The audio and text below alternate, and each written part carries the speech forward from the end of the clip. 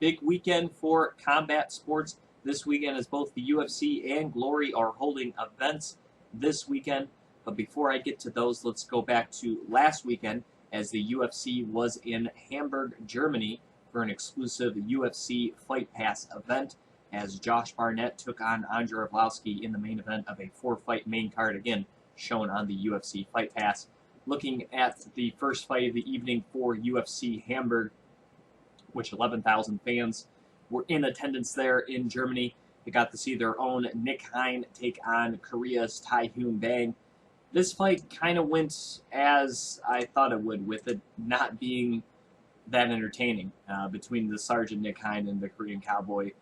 Both just both really don't have that much of a killer instinct, and even though Bang did have 9 knockouts coming into this fight, you saw flashes of that, but they weren't combinations. They were maybe 1 or 2 power punches thrown. If they did land it, Nick Hein was able to absorb them.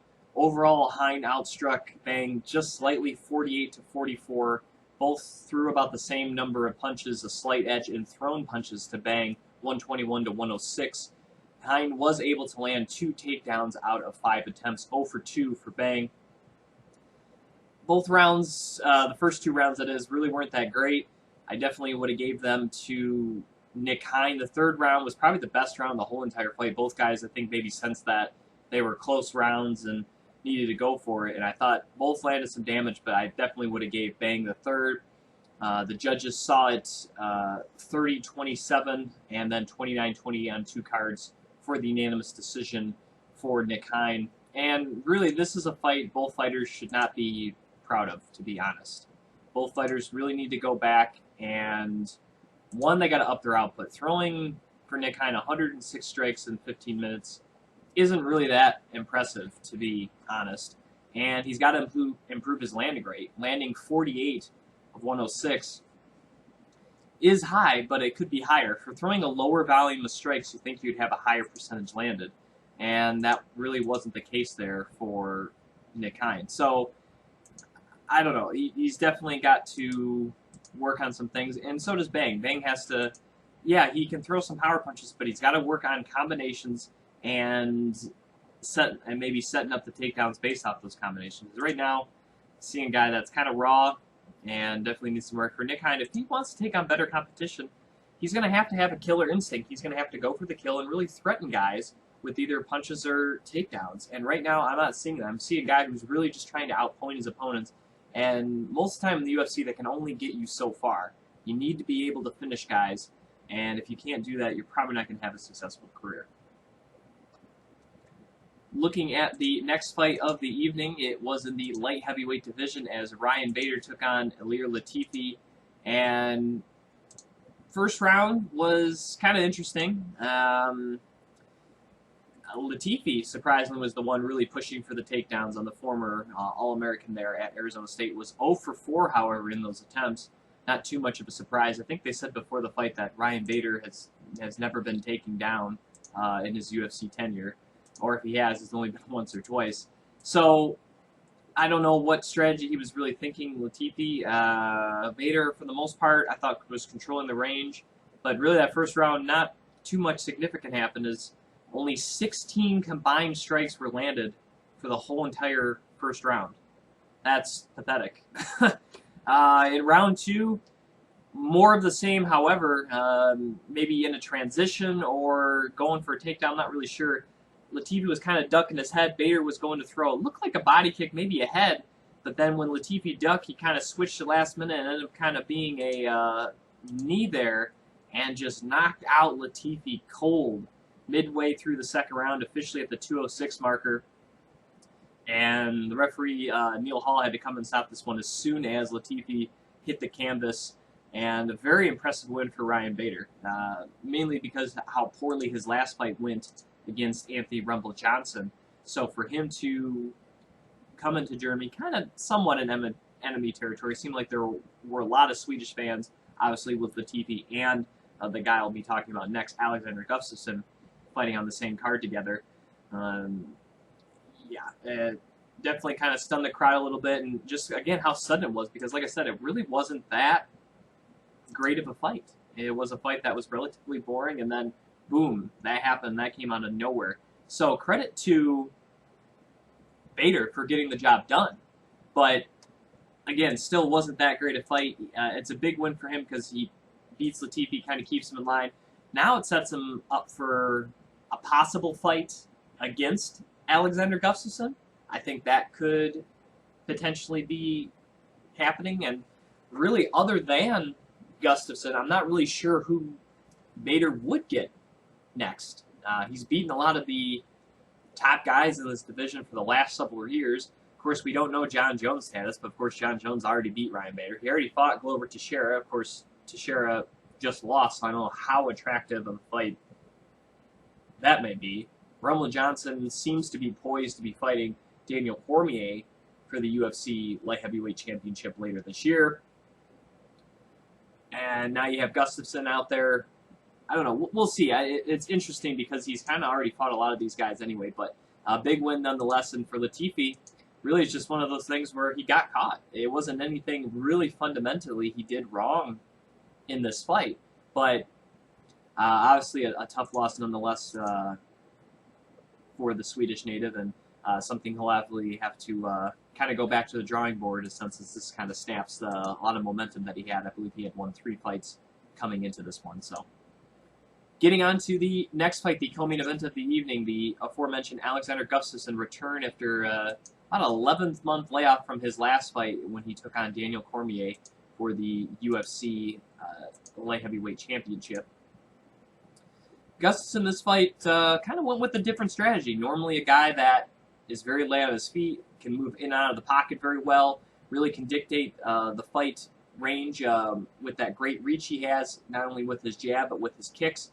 But in this fight, he seemed a little off, and I don't know if it was because of the long layoff. I don't know if it was something specifically that Jan Blachowicz was doing, or Blachowicz rather, but it definitely seemed a fight where he wasn't all there, that being Alexander Gustafsson.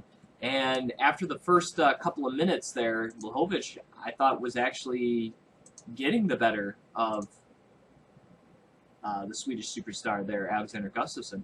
And then you see Gustafsson kind of switch up his strategy and really go for the takedown. So towards the end of the first round, Gustafsson lands a takedown, ends up outstriking Blachowicz 30-26. However, that round was close. You kind of maybe couldn't either way. None of the judges actually ended up giving Jan that first round, but I think you could have made a case that he won the first round. Regardless, he definitely lost the next 2 rounds as Gustafsson kind of went back to the well both those times, taking down Blachowicz 3 times in the last 2 rounds. Really controlled him. Blachowicz was pretty much staying in guard, but wasn't doing anything to get up. He really wasn't stopping the damage too much, and he wasn't threatening with submissions. So for Blachowicz, it's something he's obviously going to have to work on, because Gustafsson is by all means not an amazing wrestler. So for him to get dominated like that has to be disappointing, because Blachowicz, probably coming into this fight, thought that he was expecting a stand-up war, and I think that's what most people expected, was kind of that in-and-out movement and the range and the pace of Gustafsson, where we saw a guy that took the fight to the ground, something haven't really seen Gustafsson do in much of his career, at least in the UFC. So it definitely threw off Blachowicz, but it was a great strategy for Gustafsson. I mean, the takedowns were there. Obviously, he landed them with relatively ease, and he was able to control the fight and pick up the victory. So good win for Gustafsson. It was nice to see him back after, like I said, about an 11th-month layoff. And yeah, he took some shots there early in the first round, but hopefully it's not another 11 months before we see Gustafsson again. I would like to see him return again. Depending on how things go, I thought a rematch against John Jones may be in the cards for later this year, but if it's not, I think a matchup against Ryan Bader may be the most likely candidate. Not just because they fought in the same cards, but really ranking-wise. If John Jones isn't there for Gustafsson, who's currently ranked the number 2 fighter in the world behind Rumble Johnson, Bader was ranked 4 coming into his matchup against Latifi. Not really much more guys they can really face. So, and again, now with Glover coming off a loss, I think that proposed matchup that was supposed to happen, I think, last year in Germany, doesn't look as attractive. So I think we probably will get Gustafsson Bader, possibly later this year or early 2017. Main event of the evening, Josh Barnett against Andrei Arlovski. As I said in my preview for this fight, it's crazy that these two have been around for so long in like 3 different organizations, but have never actually fought each other. But they finally did so in Germany. Ended up being the fight of the night, and also Josh Barnett was able to net a performance of the night bonus. First round was pretty close. I think both of them had their moments with striking. Both of them got wobbled a few times. I probably would have gave it to Arlovski. He did land a takedown. There was kind of a weird up-down period for a few minutes before the referee finally stepped in and kind of broke them up there, that being Leon Roberts. And I probably would have gave Arlovski the first round. There was some clinch work.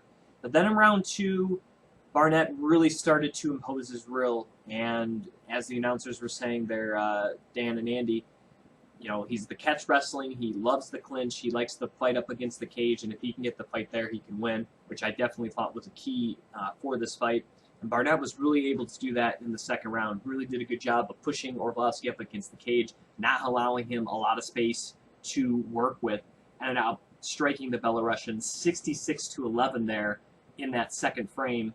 And in the third round, you could tell that Arlovski, I think, was starting to feel maybe not the punches, but also kind of the carrying the weight there of Josh Barnett, and started to look progressively worse as the third round went on.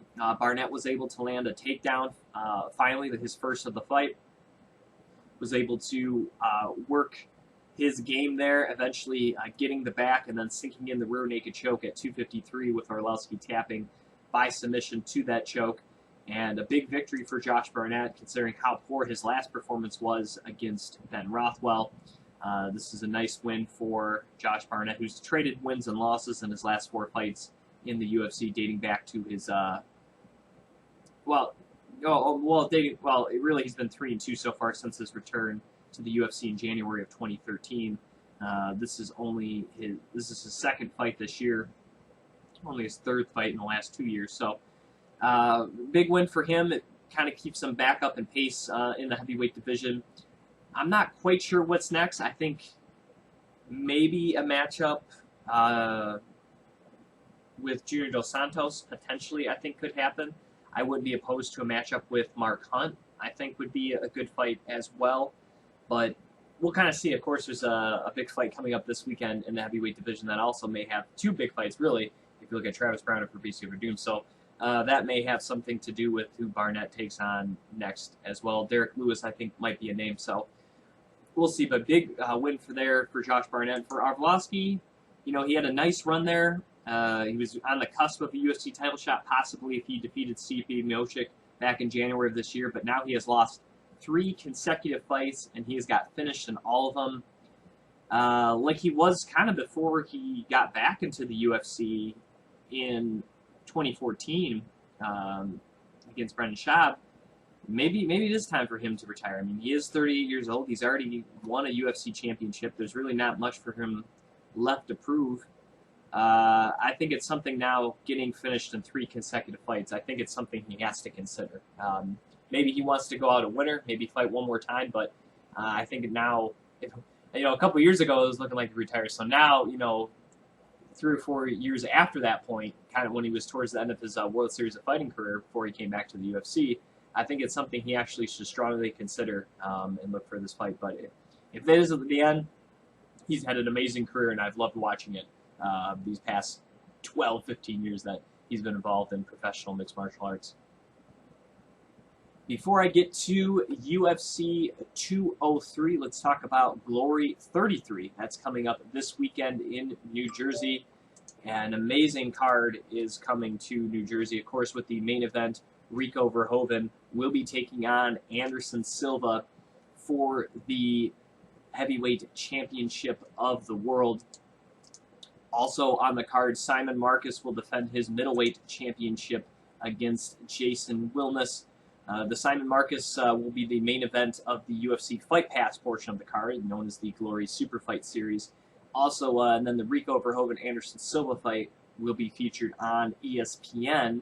and ESPN2 specifically, and that will be shown, I believe, at like 11 p.m., 11:30 p.m. Eastern Friday night on ESPN2. So set your DVRs for that or watch it live. I know a lot of times they've been kind of replaying it on Sunday night or been streaming live on ESPN3, but it looks as though it'll be pretty close to real time, maybe on a slight delay, but it should be happening Friday night there on ESPN2 in New Jersey. Really excited for this card. Of course, anytime Rico Verhoeven fights, it's always entertaining, but this is actually just a really good card. Of course, our good friend of the show, Chai Lewis Perry, he will be rematching Xavier Vigny. That's going to be on the Super Fight Series. Also, Zoila Frostau will be taking on Daniela Graf. That's going to be part of the Glory Super Bantamweight Grand Prix. And, of course, they're trying to get down to the Final Four there. Also, longtime Glory veteran and welterweight fighter Francis Ambang will be taking on Daniel Morales. Morales is a very exciting fighter as well. Hasn't had a good go of it in Glory as of yet, 0-2, but has put together some very entertaining fights nonetheless. And of course, the featherweight title will be on the line, or the featherweight tournament will also be happening there. Should be pretty interesting. I think that is probably one of the better tournaments that they're going to put together there in the featherweight tournament. Of course, also there will be Giga Chikadze will be featured in there as well, and Hedzi Georges will take on Gito Infante in the heavyweight division. Boy, I forgot about that. That's going to be served as the co-main event. Sergey Adamchuk, former featherweight champion, he's taking on Giga Chikadze in one semifinal. Then Chin Ben Lim will take on Matt Embry in the other semifinal. Of course, the winner of that featherweight tournament will move on for a shot at the featherweight championship with now champion, now two-time champion, I should say, in Gabriel Varga. Altogether, 4 fights will be shown in the Super Fight Series, and then, of course, it will end up being 5 fights, technically, with the featherweight final there on the main card for Glory 33. Super excited for this. I think actually Xavier Vigny's out. Late injury replacement Anthony McDonald will now take on Chai Lewis Perry. I forgot to mention that, but I think the knockout of the night, I think, is going to go to Chai Lewis Perry. I think he's going to get the knockout of the night now. And for performance of the night, boy, this is tough. I think it's either going to be Rico or Simon. I'm going to lead towards Simon, because I think Simon will have a little easier time with Jason Wilness than Rico Verhoeven will have with Anderson Silva. I still am picking both to win, but I like Simon Marcus. I think Simon's going to be too fast for Jason Wilness. I think he's going to have trouble hitting him. Maybe not quite like the Dustin Jacoby fight where he's really moving around and stuff, but I don't know. Jason Wilness, don't get me wrong, is a solid middleweight fighter. He's definitely one of the best in the world, but I feel like Simon Marcus is just at another level, and I think he's going to prove it there on Friday night. Featherweight tournament, I got to favor the former champion Adamchuk. Obviously, he has to be disappointed with his performance and title loss, and maybe that leaves him a little bit of a hangover, but I think the fact that this is set up for 6 rounds, he's a guy known for going 5 rounds. However, the only possible problem he could have is if he gets knocked out early, because it didn't seem like he had a sense of urgency in that Varga fight, and I think that hurt him. In the tournament fight, you can't get knocked down as much because you don't have those extra, 2 rounds to help you out. So I think that could be an issue against a guy like Giga, who I think is probably the best other guy in this tournament that Adamchuk could take on. And Giga's nonstop action; he's always moving forward. So we shall see. I think it's a very interesting matchup. I really do think the winner of Giga and Sergey is probably going to win the tournament. No offense to Lim or Embry, but good luck to either of those gentlemen taking on Adamchuk or Chikadze for the final. But I think Adamchuk, I really do. I think that he's mad that he lost his title. Hedzi Georges against Gito Innocente, an incredible fight. Georges has been around for quite a while. You can go back to the K1 days. Definitely one of the best in the world. Didn't look great against Ismail Lant. Kind of had a good opening minute, but then really faded quickly. That should make for fireworks against a guy and Innocente, who is known for being a very exciting guy, kind of like a bigger version of Raymond Daniels, so to speak, with a lot of those spinning kicks that he likes to throw. But I think that's going to be a very entertaining fight. That could possibly end in a knockout as well. And then Verhoeven against Anderson Silva. I think Anderson Silva, if he can stick to those leg kicks that he's known for, have good movement, he can win this fight. Rico has he's beaten guys, don't get me wrong, but he hasn't really dominated too many people. He hasn't been knocking people out silly. He's really been outpointing them, using good footwork and control, and really good output as well. But for Anderson Silva, I think if he can do that low kick, hamper his movement a little bit, make Rico more stationary, that's a big target to hit. And for a guy with a lot of different kick varieties, that can really help a guy like Anderson Silva. However, the only determinant for Silva is his conditioning didn't look great in his tournament run not too long ago, in which he ended up losing, I believe, the first round matchup there against Ismail Lant. And with this being a 5-round fight, that is something to consider. Can he go the 5 rounds and keep up a good enough pace with Rico, who can go the full allotment of time, the full 15 minutes there with ease? So that is something that I think to consider. One of the reasons why I think Rico will win is because I don't think Silva will be ready to go 15 minutes. Maybe I'm wrong, but Silva's definitely got his work cut out for him, and I think has to try to take out Rico early. Use the leg kicks round 1, maybe middle round 2, and then really try to go for the kill end of round 2, beginning of round 3. Because I think this thing gets into the championship round and Rico is still standing. I think he's either going to finish the fight at that point or walk away with another decision victory. Before I get to UFC 203, picking the main fights on the main card there for the pay-per-view coming this Saturday from Cleveland, Ohio, I got a chance to talk to the guy in the main event fighting for the UFC Heavyweight Championship, that being the Reem himself, Alistair Overeem. So we'll go to that interview right now. Jim Graham here for Beyond the Cage. Now joining me on the line, we have a special guest. He will be fighting for the UFC Heavyweight Championship of the World Saturday at UFC 203 in Cleveland, Ohio. He is the Reem Alistair Overeem. And Alistair, thanks for coming on Beyond the Cage. Hey, thanks for having me, Jim. Looking at here your fight against Stipe Miocic, of course you're taking him on in his hometown of Cleveland, Ohio. Do you like that, being the bad guy there for the hometown fans in Cleveland? Well, to me, it doesn't really matter. I've had 86 years of 86 years. I've had 86 fights against top competition all over the world, basically since training since 14 and competing since 17. We've seen it all. We fought in friendly crowds. That was my last one. Was actually very friendly in Rotterdam, Ahoy, UFC. And if I go, most of my career was in Japan. Love the fans over there. But I've also had fans in Russia. And this was like right after the economic crisis, 2000, 2001. Economy lay in shambles. People were pissed. And then this guy shows up, and he's fighting the hometown hero. And there was not a lot of love there. We've always managed to pull it off. We've always managed to fight and take these big fights. So I'm very looking forward to Saturday. And enemy territory are not being the bad guy or being the good guy. To me, it doesn't matter.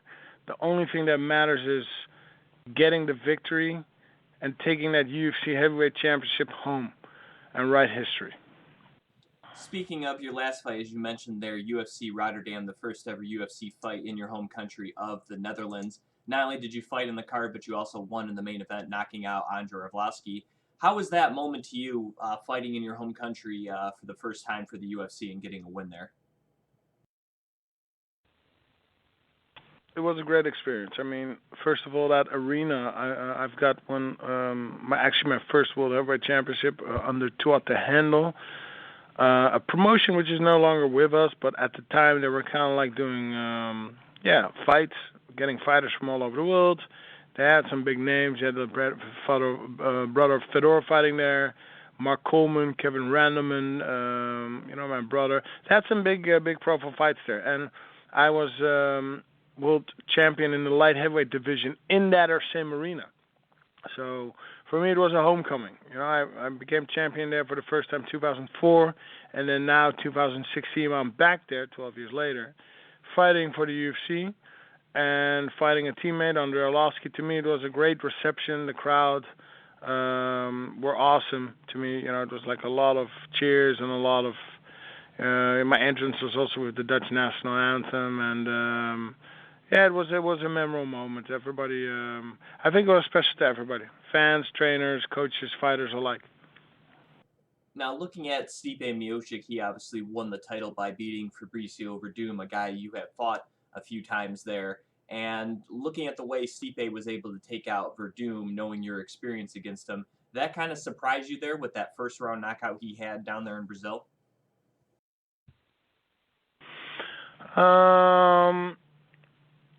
Did it surprise me? It did, actually, because I have Verdum pretty high. I consider him as an elite fighter. He's weathered some huge storms. I mean, he's been going around for a while too. I mean, and I fought him twice as well. He's definitely somebody you got to respect. Maybe not for his fighting ability, because he's not this knockout guy, but he's a tricky guy, and he's got some big wins on his resume. And for him to go out like that was a surprise. He got knocked out in like 2 minutes, 2.5 minutes. It was very quick. He didn't look focused coming into that fight. So that's the only thing I can say before the fight. But other than that, all credit goes to Stipe Miocic.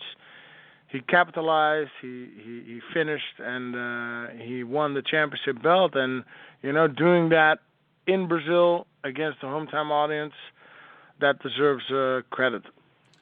Now, of course, Stipe showed excellent boxing in that fight and excellent resolve to wait for the right moment. He also has some pretty good wrestling skills, wrestling at Cleveland State University back in the day. Is there any area that you're worried about against him, Alistair? Well, to me, it's all about focusing on myself. I need to be sharp. I need to be sharp everywhere. I believe I am. I'm very sharp at the moment. The training camp was great.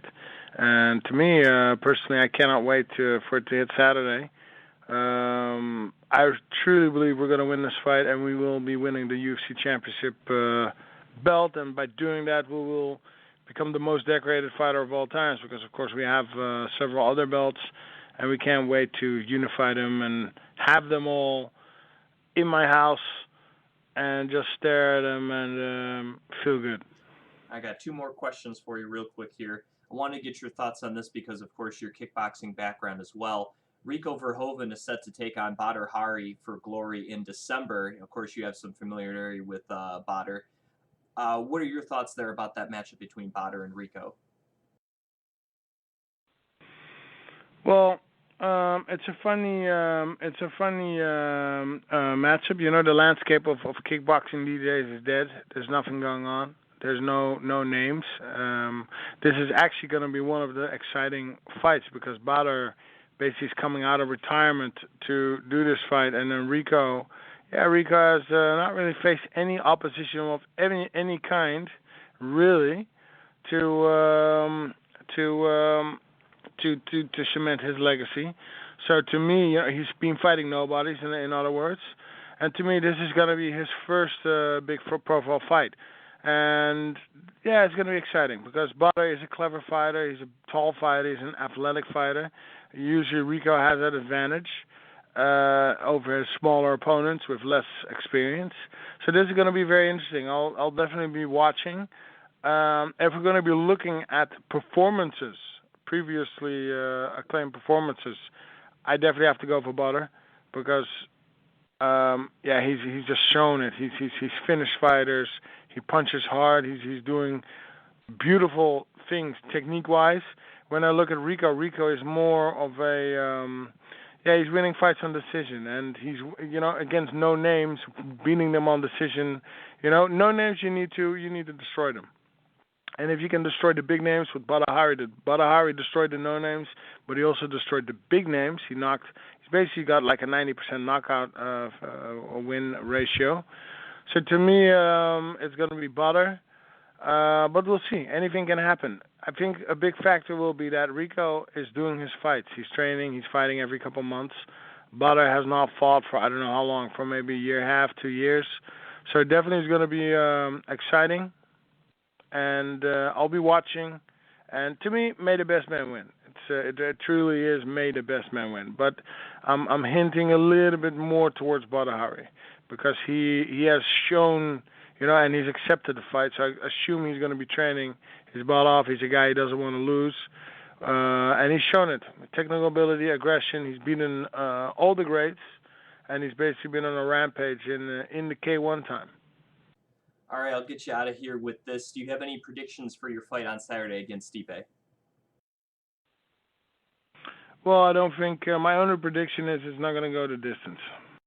He is Alistair Overeem. You can watch him fight for the UFC Heavyweight Championship Saturday, September 10th on pay-per-view for UFC 203. And Alistair, thanks again for coming on the show. I really appreciate it and look forward to your fight there on Saturday. Thanks for having me, amigo. Once again, that was Alistair Overeem right here on Beyond the Cage.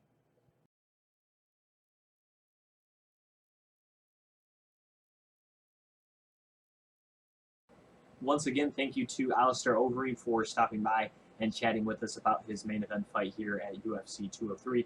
And also, for those of you here in the United States, Labor Day was this past Monday, and it's a special holiday edition of Beyond the Cage. I talked to Sam Alvey.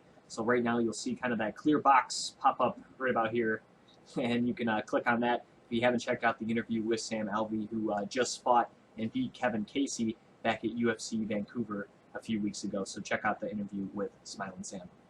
But now we go to my breakdown here of UFC 203 as I will preview and pick the main card fights for the pay-per-view this Saturday in Cleveland, Ohio at the Quicken Loans Arena. I will be live in attendance for all of these fights here, but looking at the main card, 5 fights will be shown kicking off in the bantamweight division as Uriah Faber will be taking on Jimmy Rivera. Faber, of course, coming off that loss to Dominic Cruz in his last fight at UFC 199 rather, losing his third shot at the UFC bantamweight championship. Actually, would this be his 4th shot? Actually, correct, his 4th shot there for the UFC Bantamweight Championship. He will be taking on big-time prospect Jimmy Rivera, who is 19-1 in his career. And for Faber, I don't know. This is a fight where I don't know if he just wants to go out winning or what. It doesn't really do much for him. I'm going to be honest, I'm kind of surprised he didn't retire after the loss to Dominic Cruz. That's why it's such an interesting fight for me to break down. Jimmy Rivera is 19-1, has not lost since his second ever professional fight back in 2008. He's fought mostly in like Ring of Combat. He fought a couple times in Bellator, King of the Cage, Cage Fighting Championship, that's CFFC. So far in the UFC 3-0, he's beaten some pretty tough guys. I mean, he knocked out Marcus Brimage in his debut in July of last year. Then he defeated Pedro Munoz, the former RFA champion, in November of last year. And then earlier this year, in his home state of New Jersey, was able to take out top-ranked Yuri Alcantara by unanimous decision. So this kid's awfully impressive. Majority of his wins by decision, 13 of 19 victories. Solid stand-up, good takedowns. Knows how to control a fight, knows how to win fights. But he's taking on one of the best to ever fight in the lower weight classes in Uriah Faber. And even at this stage of Faber's career, I still think he's probably maybe just a tad better than Rivera. But this will be a good fight for Rivera, even if he loses, because he'll see what it takes to be at the top, and it's kind of a passing of the guard too, because Rivera is definitely a guy that looks to be in this division for quite a long time, and Faber on his way out.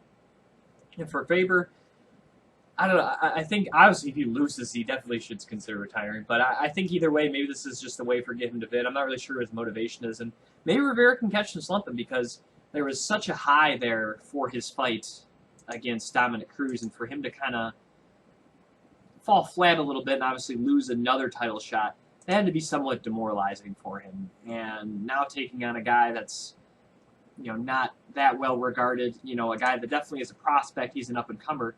But I'm not sure how much motivation Faber has for this fight. So maybe Rivera can catch him, catch him kind of sleeping, catch him in his head a little bit. So we'll see. It's an interesting matchup, but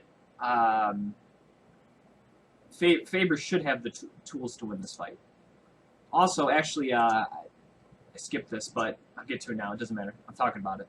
Strawweight division, Jessica Andrade is taking on Joanne Calderwood.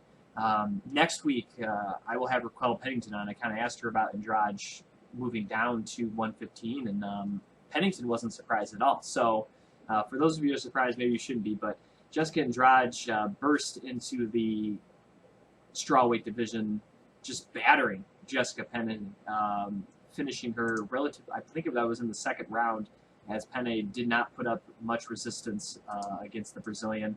And this time around, she's taking on a much better stand-up fighter, that being Joanne Calderwood, who in her last fight did fight up the 10 pounds to take on Valerie Returno at a 125 flyweight division. Doesn't look as though the division is staying there. Calderwood expressed her desire to continue fighting at 115 pounds, even though 125, worked for her for that fight. She said she was coming off some injury and stuff, but she would prefer to fight at 115, and she is back there doing so after an excellent victory over Letourneau in her home country of Canada, knocking out Letourneau in that fight too. So this should be a very intriguing fight. I think if it's in close, if it's in the pocket, Andrade is really powerful and strong, especially in this strawweight division. But if Calderwood can use her range, keep this fight at distance, cut the angles and avoid those power punches of Andrade, I think she can certainly win this fight. But she really has to be on her tip-top game, because Andrade only needs one shot in this division to end your night. The X factor will be the grappling. Andrade showed a little more of that at 135. Obviously, the one fight she had at 115 was just primarily standing and demolishing Jessica Penne. However, I don't think she'll be able to do quite that against Joanne Calderwood, who's a lot better stand-up fighter. So we may see Andrade maybe get frustrated a little bit and start to go to the takedowns, and that could be an area that she could expose, because Calderwood has been submitted before, and not necessarily the best ground game. She has good takedown defense, but if she gets to her back, not the best off her back. So that could be an area that Andrade could exploit. So very intriguing fight. The winner could put themselves in line for a title shot, or very close to it, with Andrade checking in at number 6 and Calderwood at number 7. But this is a huge pivotal bout in the strawweight division. I'm really looking forward to it. And you have two ladies that are known to fight and can fight very excitingly. So again, I think the key for Calderwood is to have output but stay on the outside. Andrade, get on the inside, either land those power punches or work yourself for a takedown. The next fight of the evening will be in the welterweight division, as the longtime WWE superstar CM Punk will finally make his long-awaited UFC debut as he takes on Mickey Gall. If you don't know Mickey Gall, he's 2-0 in his career. He had one professional fight, got on that Looking for a Fight YouTube Fight Pass series. Wanted CM Punk pretty much since the start of his career. They gave him a shot in the UFC against Mike Jackson earlier this year in Pittsburgh. Was able to win. In Las Vegas rather. Pittsburgh card was right around that weekend, right around that same time frame. So no, that was what would have been the Super Bowl pay-per-view, but got moved to a fight night. Submitted Mike Jackson in the first round. Still called out CM Punk. So for whatever reason, Mickey Gall has wanted CM Punk, and he got his wish here at UFC 203 taking on the former WWE superstar who's been training for about the last 2 years over there at Rufus Sport in Milwaukee. I don't know how he's doing. He's a complete unknown. I mean, he's a guy that was in pretty good physical condition, I would say, but he's never done anything like this before. And it's really tough to say what he's going to bring to the table. Obviously, training with Rufus Sport, you would think his stand-up would maybe be his best asset, but I don't know. I really don't know what to expect here from CM Punk. And for Mickey Gall, again, this guy only has 2 professional fights, so it's not like there's a whole lot going on with Mickey Gall, and he won that, and he's won both fights by submission.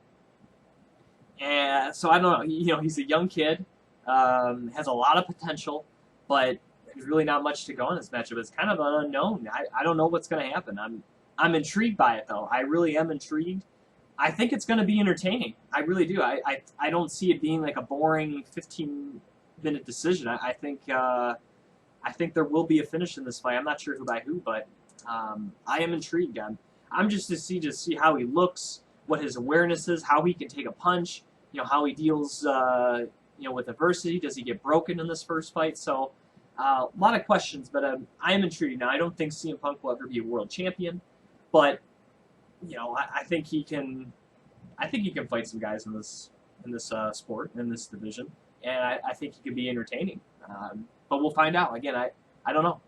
I'm rooting for him because I think for a guy in his late 30s to go from basically a fake sport, an entertainment show. He was an entertainer, to now going to an actual professional sport, I think is incredibly brave, and I think a lot of people wouldn't do that. I think they would either, he made a lot of money doing what he did. He didn't really need to do something like this. He's not in for the money. He's in it because he wants to do it. He wants to challenge himself as a person. So I think you got to respect that. I think no matter what you think of him as a person, as a now turned MMA fighter, you got to respect his goals of wanting to do something with his life and wanting this challenge. So if this is what he wants to do, so be it.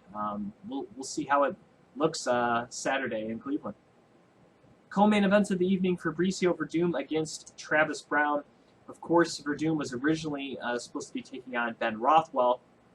Rothwell pulled out. Travis Brown filling in. Brown's coming off that loss to Cain Velasquez in his last matchup, getting knocked out by the former champion. And Verdum, of course, lost his heavyweight championship to the man fighting in the main event just a few months ago down in Brazil, getting knocked out in the first round. These two fought a couple of years ago down at a UFC on Fox in Orlando, with Verdum absolutely demolishing Travis Brown for 5 rounds, not only with the stand-up but with the takedown as well. And I think Brown had never even been taken down in a fight before he fought Fabricio Verdum. So the second time around, Verdum's going to be hungry. He's definitely, not only that he disappointed they lost, but lost in that fashion in his home country. He's got to be chomping at the bit to get back in there and get a win and try to get the title back. And for Travis Brown, did not look great against Cain Velasquez. Of course, the guy Fabricio Verdum has already beat. He's already beat Travis Brown. For Brown, I think you just got to go crazy in the first round, because now this isn't a 5-round fight. I think that does help Travis Brown, that he doesn't have to try to fight Fabricio Verdum for 25 minutes. But I think if he doesn't catch Verdum in the first round, I think he has no chance. I really see it going very similar to the first one. I think whatever Fabricio Verdum wants to do in this fight, I think he can do. I don't think Travis Brown has improved that much since the last fight. And if he beat Cain Velasquez, I'd be saying a much different tune here coming in this one. But the fact is, he lost against Cain Velasquez. He did not look good. Really hasn't looked good in his last couple of fights, to be honest. So, unless, again, anything can happen in the heavyweight division with big dudes, throwing heavy bombs at each other. And Travis Brown is definitely capable of knocking out anyone in this weight class. But it's Fabricio Verdum. I think he's the better overall stand-up fighter. Obviously, has the way better ground game, and I think it's his fight to lose there in the co-main event of UFC 203. Getting to the main event of the evening: Alistair Overeem against Stipe Miocic for the UFC Championship of the World. Stipe, of course, has been on a roll as of late, as he was able to knock out Andrei Arlovski and Fabricio Verdum in back-to-back fights to become the heavyweight champion. Since losing 3 of 4 fights, Alistair Overeem in the last 2 years has really been able to step up his game. Part of the reason moving to Jackson Winklejohn's gym there in Albuquerque, and since December 2014 has won 4 consecutive fights, with 3 of them coming by way of knockout, winning his last 2 fights by knockout, knocking out Junior Dos Santos in December of last year, and then, of course, Andrei Arlovski earlier this year in his home country of the Netherlands in the main event. And both guys have just been on a tear. Both guys are extremely powerful guys. Both guys can knock out anyone in this division. Alistair Overeem, obviously, for him, with his kickboxing background, his kicks are definitely going to be something to be worried about. I don't think Stipe has fought anybody that can kick quite like Alistair Overeem, and I think that could be a huge difference in this fight. Most people only talk about Alistair's Overeem, his kicks, his punches, and while, yeah, he has a lot of knockouts to his credit, even going back to his kickboxing days, the guy does have quite a few submissions under his belt. I believe he has close to 20 submission victories. In fact, 19. He actually has more submission victories than he does knockouts in his 41 professional mixed martial arts victories. So this is a guy that, yeah, he can submit you too. He has that. Hasn't shown that really in the UFC, but he has those skills. And obviously the stand-up is not going Stipe's way. He was a former All-American there at Cleveland State. Can take this fight down to the ground, but I think Overeem is better off his back than people give him credit for, and is overall just a tough guy to take down. And if Stipe has to go to plan B and realize plan B isn't there and he can't take him down, that's going to be a huge mental victory for Alistair Overeem. If it just becomes a kickboxing match, that really favors Alistair Overeem. One thing, though, that I think will help Stipe in this fight is that Overeem is being more methodical in his approach. He's not throwing as much output as he has in years past. He's not really kind of going after guys really quickly. He's really looking to set things up, and Stipe is more that type of fighter. He really does look for that one shots. He's a guy that obviously can land counter punches very well. That's how he won the championship. So I think it may be slow to start this fight until one of them lands something big, and we'll see then how the game plan changes for either one. However, in a 25-minute fight, I got to favor Stipe Miocic. He's a guy that has really shown no problems with his conditioning throughout his UFC tenure, which dates back to 2011 when he debuted against Joey Beltran at UFC 136. And for Overeem, he's definitely had some problems with conditioning over his years. I definitely would not favor him if this thing goes all 5 rounds. If you heard the interview earlier that I did with Alistair, he doesn't think it's going to go 5 rounds. He thinks it's going to go much sooner. And that's probably likely. In the heavyweight division, I don't think that's that bold of a claim. But I do think there is going to be a finish in this fight, but it really could go either way.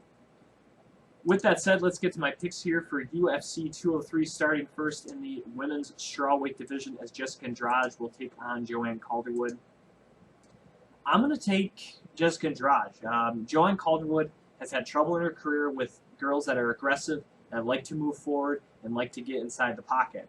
And that's not to say that Calderwood can't win, but it's a style that Andrade has that has kind of seemed to plague Calderwood throughout her career. And so I'm going to go with the Brazilian to win this matchup. Uriah Faber against Jimmy Rivera. Maybe Rivera can pull the upset. Faber had, maybe thinking about retirement, the loss against Cruz, the 0 for 4 in the title shots and all that, maybe to catch him slipping or whatever. But Uriah Faber typically doesn't lose non-title fights. So I'm going to go with Uriah Faber in this one. CM Punk against Mickey Gall. Like I said, this is a complete unknown matchup. You got a brand new fighter against a kid who's only 2-0. Beat one guy, I think it might have been on short notice, and beat a guy regionally. Still don't know what all he brings to the table, but just because he's fought a couple of times and has fought in the UFC, I'm going to go with Mickey Gall on this one. He's the one that's been training and doing this a little longer, so I'm going to go with Mickey Gall to beat CM Punk here. Co-main event of the evening, Fabricio Werdum against Travis Brown. Got to go with Fabricio Werdum. I don't see how Brown has really changed his game since their first matchup a few years ago, and Werdum's going to be hungry to try to get back at a title in the title picture. So give me Fabricio Werdum in this one.